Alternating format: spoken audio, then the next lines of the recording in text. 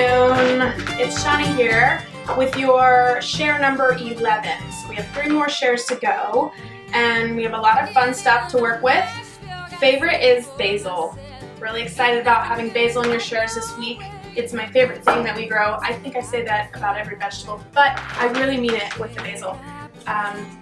The most important thing to know about keeping your basil fresh is do not put it in the refrigerator. If you put it in the refrigerator, you're going to email me and you're going to be really angry that you got a bad bunch of basil. Well, that's not the case. Your refrigerator is too cold for herbs such as basil. So what you're going to want to do is treat it like a cut flower, and you're going to keep it in water on your kitchen countertop out of the sun, and it'll stay like that for a little less than a week, maybe a week if you're really nice to it. So when you get it home, cut off like just a little bit of the stem just to create some good movement in the stem for water intake, and then you're going to put it in some fresh cold water and change the water daily. If they're looking a little sad, a little wilted, it's probably because the stem is getting a little gooey. Just give it another chop and yeah, enjoy your basil. It'll smell your kitchen. It'll smell like spring and summer combined. It's good stuff. So we also have some cucumbers for you, and you know how to use cucumbers. They're delicious, they're great, and I was thinking that maybe I would make some cucumber pickles in a quick pickle recipe.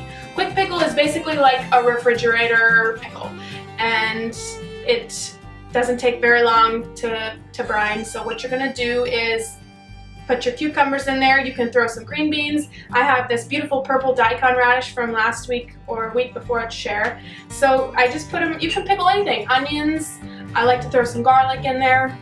The main ingredients of your quick pickle are gonna be vinegar, sugar, and salt. And then you can go crazy. You can add different herbs, garlic, like I said, spices, whatever you want, and just put the lid on it, put it in your refrigerator for a day to 3 days, however long you want, and it'll be delicious. Celery.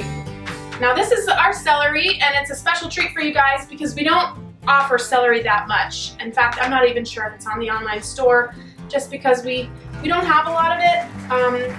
These stalks are a lot thinner than probably what you're used to. They're a little more fibrous, a little chewier, not as much water content as the ones that you buy in the store. So what I really want to let people know is eat the celery leaves because they're edible and they're fun. You can mince them up just like you would an herb. You can chop them, put them in your salad. If it's a little too rough of a texture than you like, you can saute them, put them in a stir fry, or put them in soups. Look up some recipes on how to use celery leaves. The other thing that I'm probably going to do with them is make pesto, of course, with your beautiful basil. You just strip your stalks of the leaves, and then you're going to combine it with regular pesto ingredients and throw some basil in there, and that's one way to use it. And the stalks you can just use like regular celery. I put some with some cucumber and some onion in my tuna fish, and it was delicious. Add a little crunch. We have some beautiful romaine lettuce, large, delicious, perfect for salads. You can also grill it. It's one of the heat-tolerant lettuces that you can actually throw on the grill and it just won't fall apart like everything else. So, green beans. We have a variety. We have yellow, green, and purple. And these are simple. I mean, you just cook them as you would a green bean or eat them fresh. They're so delicious to snack on. One thing that's cool about this is instead of washing them and drying them like we normally do, we've started to use an air compressor to get the sand off. So this one doesn't have any sand on it, but some of them do. So if you need to give them a quick wash, that's fine. And then just make sure you snap off the little stem and you're good to go. Beautiful. These are our last season strawberries. Now, the one thing that sets us apart from everybody else with our strawberries is that we grow them in straw mulch, which is how the strawberry got its name, strawberry, because it's traditionally grown in straw.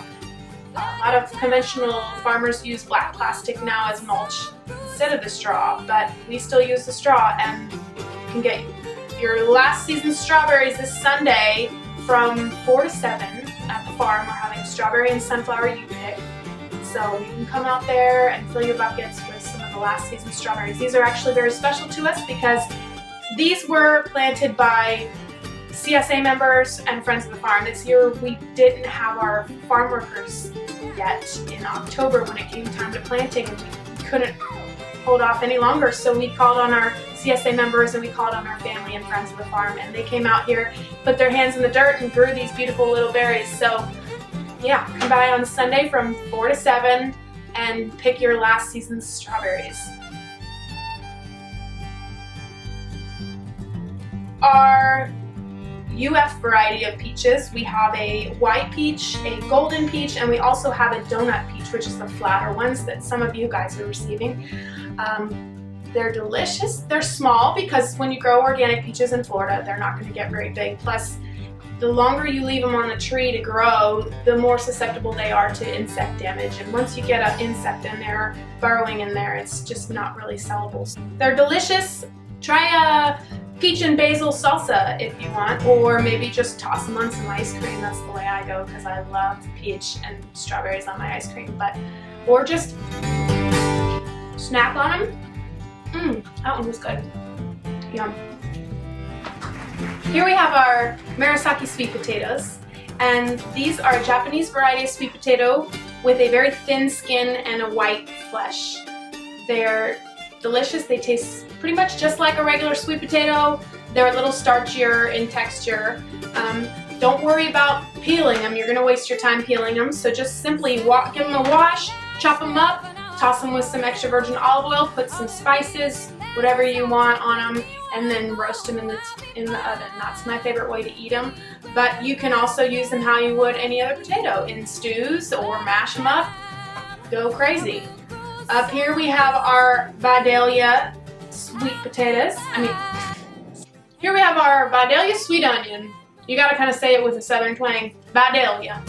These get their name from Vidalia, Georgia, where they were originally grown, and they are grown in a low sulfur content soil, so that gives them their sweeter flavor. My dad eats these as like an apple, literally. And these are spring onions that we grow on the farm. We just cut the tops off, and then we cure them in our storage unit for about 2 to 3 weeks until they are ready to go. Don't store them in the refrigerator, store them out on your countertop, just like so. They need good air ventilation, and they need to be out of the sun, and then they'll last you for a good long time.